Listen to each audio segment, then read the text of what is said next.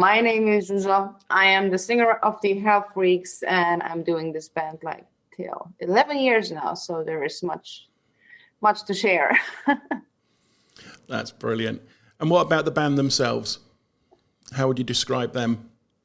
Well, we changed a lot as we have a long history back.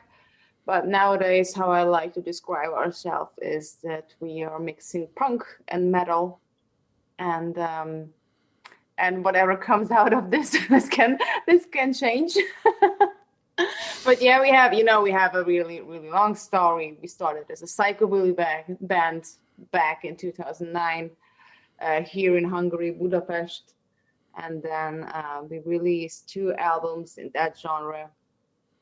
That in 2014 we split up with that lineup, and just after quite a short time, like a half year, we decided to come back with new people and a new mindset. And the mindset was that we really don't want to set ourselves into a fixed genre, so that we don't have to fight with boundaries when it comes to making art. So that's why I'm always like, when it comes to tell people what we are doing, I like to say that we are doing rock music, but it's really like the biggest elements are from punk and metal. Yeah, that makes sense. That was a brave move, moving from your original style. Well, yeah, maybe you can say it's brave.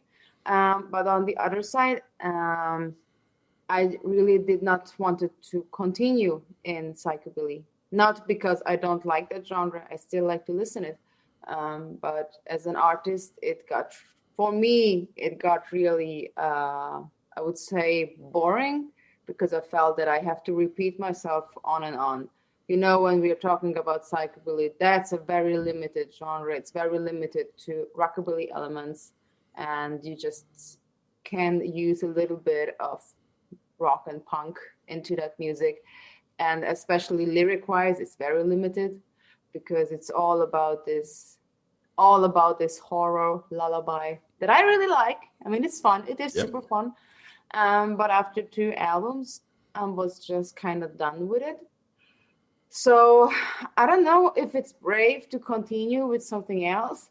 But for me, there was no option to continue in the same style. So for me, that was much more like a natural process, and that I didn't want it to stop just because I felt that maybe the first version did not work as I wanted, or it did not, or I mean, it worked very, very well. I mean, especially the Hungarian band, we had great tours all around Europe and also in the US. So it worked very well, but it did not made me as happy as I was expected after these years. So maybe it's not brave. Maybe it was just selfish that I wanted to do something that makes me personally more happy and that makes me personally more able to improve. But anyway, I describe this really as a natural process because I mean, the band is not just about me. I'm not saying that it's only me. It's the whole band. We are those kind of persons who like to try out new things, because when we try out new things, it's a good changement. It's we improve, or time to time we think we improve. and I think only if you are brave enough to experiment, only in that case you can create something unique, maybe. Yeah. But you are the glue, aren't you, that has kept the Hellfreaks going. No matter what you think, you are the glue. Yeah, maybe. But it's very important to say that I am just a singer. So when it comes to songwriting, I am just responsible for, just responsible for vocal melodies and the lyrics. So I am very thankful to be surrounded by my guys, because they are making awesome music that I really like. Yeah, it does sound very good now. Really good. Thank you. One of the things I'd have to ask, I always want to know this. On Godless Girls Fun, was that you whistling at the start? There's the whistling right at the start of the song. Actually, I don't know which was. I mean, I can do that, but I am not sure who was it recording the final one. It's so many years back. Because it sounds so great, and it's like, surely that's not whistling all that. Honestly, I'm not sure. We recorded this song so many years ago. I mean, I can't do that. I'm able to do that, so it's not like Really? Yeah, I'm just not sure if it was me or one of the guys who recorded the final one. This is like, oh my gosh, it's almost 10 years ago. It is. It seems like yesterday. That song. It seems like yesterday. Well, I don't know. A lot happened. But they haven't dated, have they? Both Boogeyman. I mean, the views that's had on YouTube is incredible. Yeah, that's true. I mean, I never expected that. No. But that's a great song and a great video, to be fair. Thank you. But then all your videos are really quite different and exciting. Is that your idea, or somebody else comes in to do that?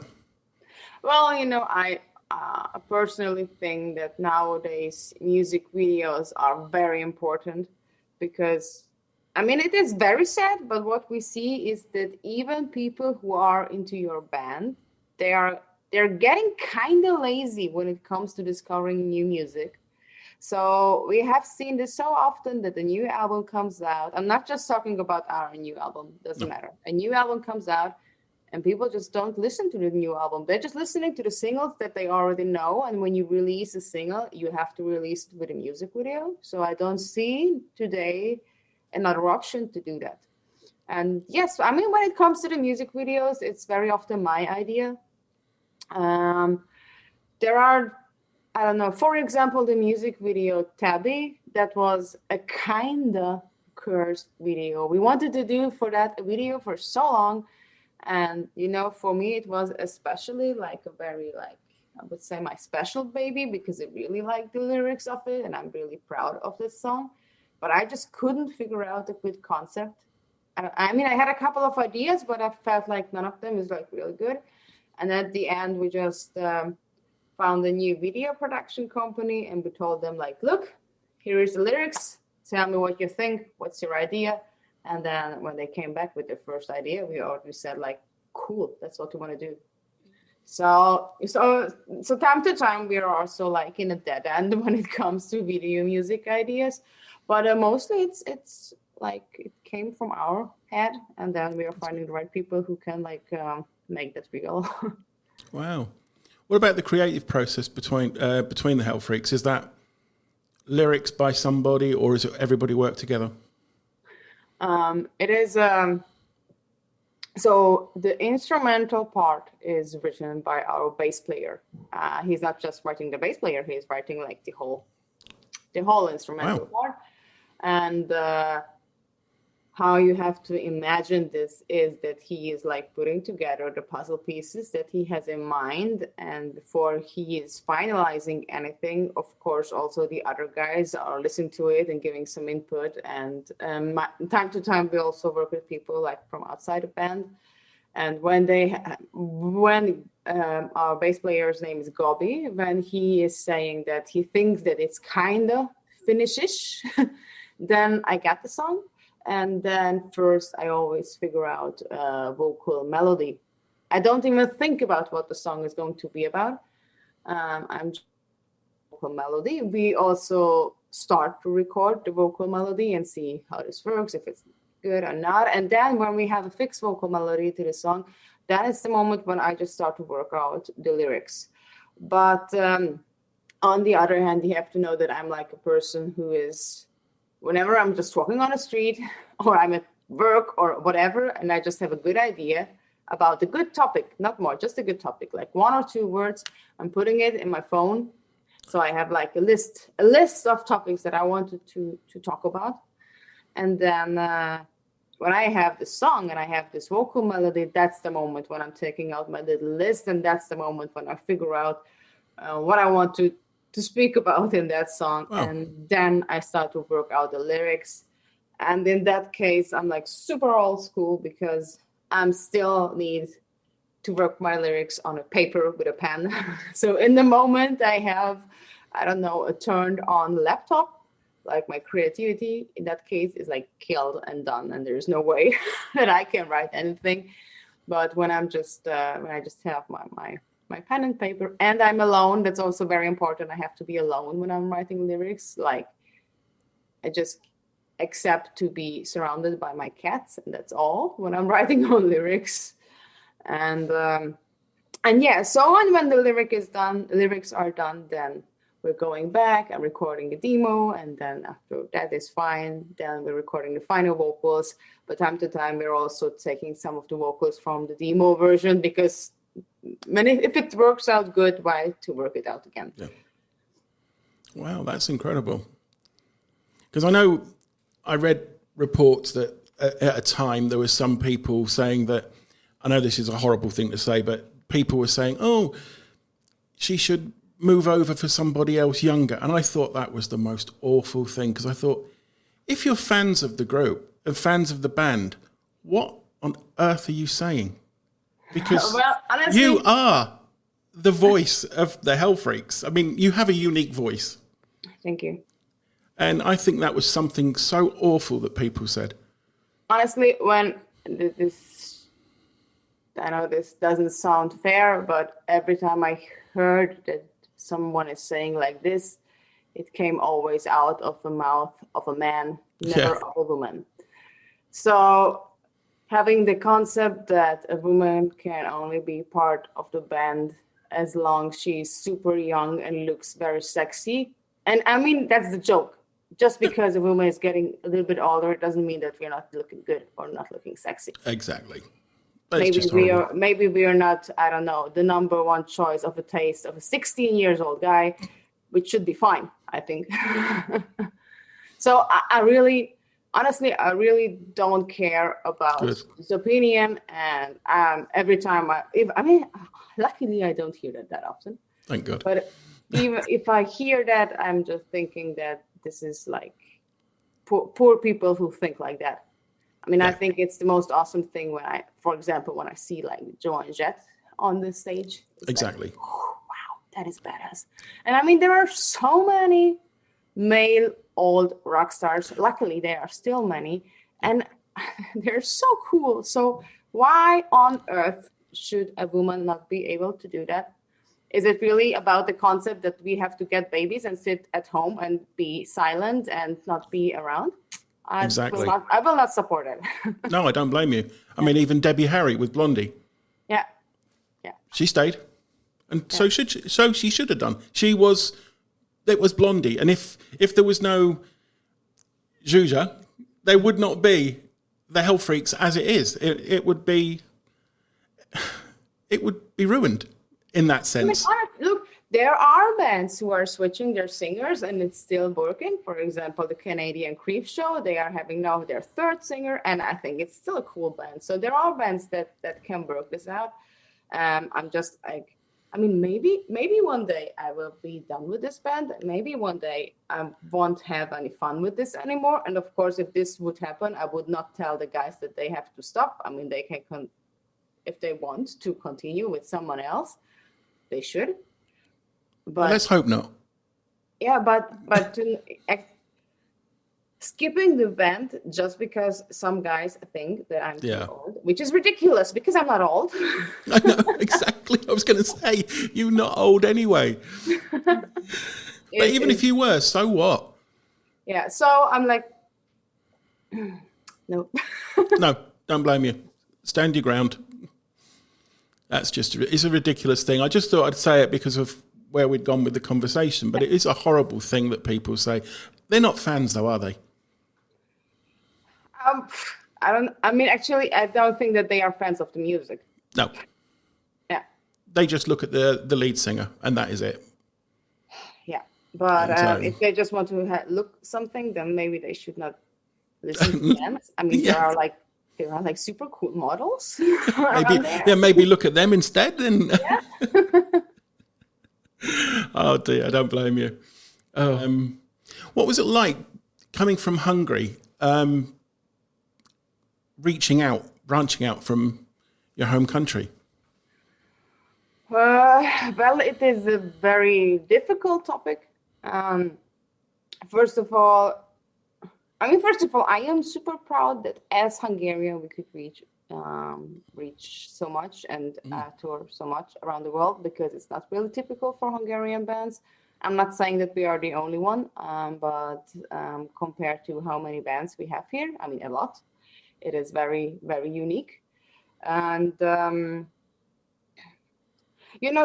main problem is that Hungary is not in the best. I have to talk about it. So it's not in the best economical situation, which means we have to work 3 times harder to, for example, to buy a guitar, because a guitar costs exactly the same here than compared to Germany, where the life standard is absolutely different. Yeah. So, for the same job, we get way less money. So we have to work for everything much, much harder to make it, because the value of money is here something totally different than the value of money in Western European, for example. Yeah. And it is so I don't know. That's pretty much the main struggle, because people don't know how much it costs to have a band and to do a band, because it's involving a lot of costs. So you have to, and of course you are not able to do a band for so long if you have to pay and pay and pay and pay for it on and on. So this is a difficult topic, because it makes it always a little bit hard, because it feels that we have to jump higher, we have to run faster, we have to be stronger to reach the same level than other bands have to in Western European. But on the other side, I mean, they are like bands from Ukraine. We don't realize, I don't think, in other parts of Europe how much it is a struggle for bands like yourself. Yeah, that's true. I mean, I can tell you how much they really don't realize. I mean, I also lived a couple of years in Berlin, and I was like surprised how much they have no idea about what's happening in the eastern part of Europe. So yeah, because the concept in their head is that people maybe are earning less money in Eastern Europe, but life is so much cheaper, and it's just not true. So every time when we were on tour, for example, in Germany or Austria, we were like super happy, like, look, food is so cheap here. It's crazy. It works in a totally different dimension. Yeah. So, but that also makes me always so much more curious when I see a band from East Europe, because I know that these guys had to work so much harder than anyone else in the rest of Europe to make it to record that kind of music video, to record in such a good quality and stuff like that. So I think that people who come from that area and can make it with their art are just such a big fighters, and are like, they are so like fixed on their dream and don't want to give up. And we also been on tour with a couple of bands in Western Europe, and it's always so funny. This is one of my favorite stories that makes it so clear, the difference. I will not tell the name of the band, because I don't want to point my fingers on anyone. No. But I think I can tell the story without raising the curtain. So the thing was that we were on tour, and this were a couple of years ago, and we were signed with another label. And the band we were on tour, they were like desperate to get on that label too. And we just asked and they asked our opinion, and we told them that, of course, there are like positive sides, but there are also negative sides. And we told them that maybe they should think about it if they really want to sign the deal, and that they should. And I asked them, like, what's your main point to get to that label? And then they told me that, well, for them, the pressing costs for the CDs and for the vinyls are so high that they can't afford it by themselves. And, we were sitting there that, dude, you just told us the story that you were on vacation for 3 weeks in the US.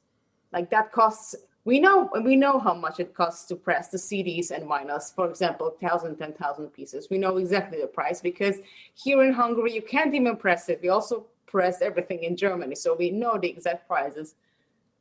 And and we were just sitting there like, dude, you just went on vacation for 3 weeks in the US. That's something we could never afford because everything that we earn, we're putting on our music. And you go first 3 or 4 times in a year on vacation, and then you are wondering that you don't have much less money than you need for pressing your CDs. And that's why you want to sign a label. And that's what, for us, that was very strange. That was when we realized,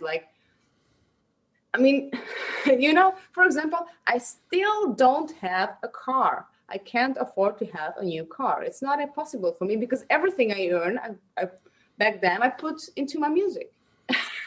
and I know that everyone is doing that in the Eastern European part because otherwise you just can't manage it. But in the Western European part, first buying a flat, buying a car, going 4 times in a year on vacation, having the best phone, having I don't know. So, the priorities are so different. So different. But they can afford it, so that's fine. I'm not blaming them. It's just 2 very different worlds. And so close together. Yeah, exactly. But what's it meant to you now then, being signed by Napalm? For me, it meant a lot. It is. To be honest, it wasn't that long time ago when we decided that we wanted to get on a bigger label. Because we were always signed on labels. We always had the luck. We were always signed on smaller German labels. And so, the first time when we said that now it would be cool to have a bigger label was at our last album, For God on the Run. But there was so much so much things happened that we know that we could not manage it with that album. And then later on, so many good lucky accidents happened so that we could end up at Napalm for our new album. For me, it means a lot. And also there is another good backstory I haven't shared so far, is that it was 2 years ago, 3 years ago, something like that. And someone in the music industry told me that you will never make it to Napalm. And I know that was the moment when, because actually till that point I was I'm good with any bigger label. I didn't have any specific wish to be on. And when I heard that the first time, that was the moment when I said, I want to make it to Napalm. So I think it was a good motivation. Definitely. Told not to, you won't do something, so you did it. Yeah. Have they left you with your creativity, though? Have they said you can't do this or can't do that? I don't know. I'm a woman, so I'm growing up with you can't do this, you can't do that. So I'm kind of used to hear that. Of course, I think it sometimes it motivates me, but it's I think it's just not happening. I know that this is a motivation. It's back in my head. It's climbing up that I want to do that. But it's a great achievement to get to there, isn't it? Yeah, I think it's. For me, it means a lot. For our guys, it means a lot. Of course. And it was really the perfect next step for the band because from every year we made little steps up, and this was something that we really reached the point when we felt that okay, now we reached the point that we reached everything that we can reach by ourselves. Now we need someone, a bigger name that can help us to open doors and to push us. So I'm really happy with how things turned out. Well deserved as well. Well deserved. Thank you. That latest song, I think it's the latest song you had, Old Tomorrows. Yeah. That is the first single that came out on Napalm Records. All I can say about that one is wow. Thank you. That's real. Well, I could say punk, isn't it? It really is. Look, it's as I said, it's punk. Definitely we have a punk attitude. It's always been. But there are also metal elements because, for example, the shouting at the beginning, like what you have in the verse, two verses at the beginning, that was inspired by a hardcore band, by Race Fist. So that's not a punk band. So the inspiration comes from different styles. But your voice is... My cat is behaving here like an asshole. Go away. He's just biting my papers. I have 4 cats, and they are making my life, time to time, a bit complicated. Sorry, I'm back. That's all right. But I've lost track of that. No, you're not the only one. I mean, it's so many people that when I'm interviewing them, the cat jumps in. And it's just like, how many people have got cats? I don't know. Like, good people have cats, you know? But no, it's a fantastic record, that new one. It really is fantastic. Thank you. It's also, I'm like very proud of this song. I'm like, if it would be to pick one song, then I'm like, think that it's the best from songwriting part. It's definitely All Tomorrows for me. Yeah. But your voice is very adaptable as well, isn't it? And you know, the thing is that I'm going every week to a vocal teacher, to a vocal coach. And I just started this 4 years ago now to go regularly to a teacher. And it's just, if you do this, you just discover new things. So, for example, my voice now compared to 2 years ago, I just learned new things and I just discovered new things. So I'm just like on the road to discover, and I'm also like very, very open to experiment new things. So it's just that just came by time. So, for example, when we started with the band, I've never seen a vocal coach. I had no idea how to do this. The first songs were recorded like very, very early, way earlier than it should be. So I had no one to ask how to do this. I had no mentor by my side. I just started everything how it came, you know, by naturally because we did not have any plans with the band. It was just a hobby. So actually I did not care, which is, I think, fair enough if you are a teenager. Exactly.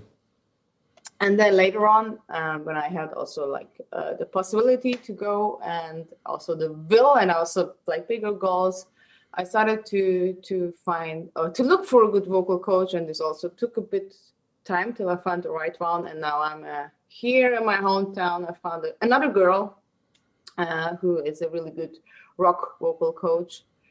So she really helped me a lot to learn about the placements, and because if you're not a singer, you have no idea in how many places you can sing in your hands, head in your throat, how you can hold everything here. So it's a crazy adventure to learn this and to start to feel things that you haven't before. So I just like to try these things, and when I think that it's good enough, I like to put it into the songs. You're saying that about the singing from different places in your head, and that's isn't that how the Hungarian throat singers do it? They sing from different places. I am not able to do the throat singing. No, that is so like, unique. That's different. It is so unique. I know that it has something to do with your false chords, but I can't do it. No, it's I can't do it. But I'm also not very sure if it would be good if I could do it, because the problem is that, as I said, it's very close to another screaming technique, which is called the false chord screaming. It's just simply called that because like the things that you are using to making these sounds are called false chord. And I am not sure if it would be good for me to learn the throat singing, because otherwise I'm afraid that maybe I would lose the knowledge to do the scream. So that's risky. Yeah. It's not worth the risk. Not worth the risk. Yeah. So is the old name SHAKEY, has that gone? No, it's not gone. It's just when when we formed this band, as I said, it was a psychobilly influenced band. Yeah. And, you know, when this psychobilly, my cat, and in this psychobilly scene, it's totally like normally that you're not really using your real name, you're using like your fantasy name. And that was Shaky Sue. Shaky Sue was because there was also a rockabilly song called Shaky Sue. And but you know, I clearly remember the moment. I was at training I was doing back then. I was doing trampoline, and I remember that my guitarist wrote me that we have to figure out something because we can't put our Hungarian names on it. We have to figure out a nickname quick. And then I was like, okay, let's choose Shaky Sue, because I just heard the song Shaky Sue like that day. Brilliant. I never thought that this will be on me forever. No. And I'm not saying that, I mean, you know, my name is actually like the Hungarian Susan. Like Zsuzsa is Susan, so that's why it's Sue. And I'm still totally fine when people call me Sue, because I know that spelling my real name can be difficult for others. But right now, I'm like, if I have the possibility to get called on my real name, I like appreciate it, because that's my name. That's my real name. And I know it's, and if someone is taking the time and look after how to spell Zsuzsa the right way, that means a lot to me. Well, when you said about calling you that, I thought to myself, how am I going to learn to pronounce that? Yeah, I know. So I went online, typed it in, and found pronunciation. So I I mean, you can, when you like, every time you don't know how to say it, just put it in Google Translate, turn up the volume, and then you see how it's going to get spelled. Yeah, so, but no, I understood, and I just thought I better ask if you wanted to be called. No, that's fine. I really appreciate it. I think that's really respectful. That's really cool. Thank you. No, that's all right. That's welcome. I think we're almost there. Have you got any more tours coming up? I mean, I know lockdown's been difficult everywhere, so have you got? Well, honestly, I think I would say that we are the band who saw how all the other bands just canceled and canceled their tours again. So we decided that we will not book any tour as long as it's so unsecure. I mean, it's still there, like, if there are like single gigs and someone would like to invite us, we're there, we're going there. But when it's on to plan a longer tour, it's just, we just we can't take the risk, not because we are so afraid of being sick, because we are all vaccinated. We all did everything what was like needed. Yeah. It's just that booking a tour is like such a hell of a work that when people just see that, oh no, the tour is rescheduled, trust me, that means that someone worked his or her ass off to do this. Yeah. So and anyway, we have to finish an album, so we have a lot to do. Brilliant. So we are like enjoying the time that we have so that we can concentrate to write an album, because it's not that easy, as the last album wasn't released that long time ago. And normally it's like, normally you release an album and then you go on tour and play it on and on and on. And after that, you go back after 1, 2, 3 years and write your next album. But now what happened was that we released our latest album, God on the Run, 2 years ago in February. And just a week after the European lockdown started. So we had like 4 gigs at all in Germany, and that was it. After that, we had to go home, and we couldn't tour with it. So since that, we had like this year, we had like a couple of gigs here in Hungary. We played as a support of Ginger, which was real cool. We played at a Hungarian Rock Marathon Festival, which is like the rock festival here in Hungary. And we also had, just last week, we are doing every year one local show here in Budapest. And we had to cancel it last year, of course, because of the virus, and now we could do it. So we had some great gigs, but now it's time to write songs again. So actually, after this interview, I'm going back to my singing booth and working on demos. Oh, brilliant. That's good to know. Sorry? He just said yes. He agreed. Brilliant. Any more, I mean, apart from the album, singles? Yes. I mean, I don't know when this video is going to get out. Hopefully soon. Hopefully soon. Okay, so we all well, actually I also don't have a fixed date yet, but hopefully soon we have something prepared for you guys, which is going to get released by Napalm, of course. Yep. And it's already done, fixed. It's in our pocket. So I'm sure that this is going to be pretty cool. And it is something very unusual because it's something that we never did as a band. It's a cover song, but I think a very unexpected choice. And I really can't wait to show that because I'm like very proud how this worked out. Like it worked out much better than I thought. So yeah.